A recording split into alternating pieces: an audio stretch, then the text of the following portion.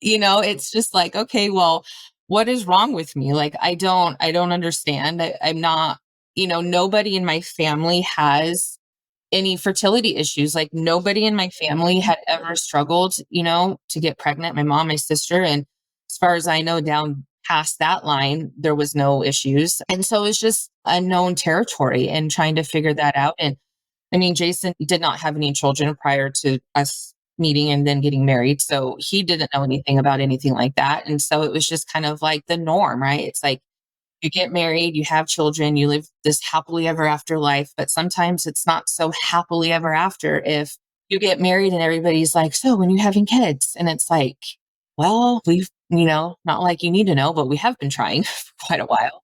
But it's always that dreaded question, like, when are you having children? And it's like the second that you get married, it's like that question gets asked. And sometimes it's a blessing and sometimes not so much. Not everybody can just get pregnant the first try, the second try, whatever. It takes time for certain people, and who knows why. I mean, I think we're still kind of on that journey of trying to figure out what causes women to have infertility. I think a lot of it does, we don't know exactly. But so when we go through all the testing, like the blood work and then the follicle counts, and then, you have to go in through, your legs are in the stirrups and they're in there, and, ultrasounds and pictures, and they insert, a dye, and then you have to, roll around, and then it sees where the dye goes to make sure that, everything is clear in the tubes, that there's no blockage, or you don't have cysts, or you don't have polyps, or whatever it is. I mean, you just literally go through the ringer to figure out all of that.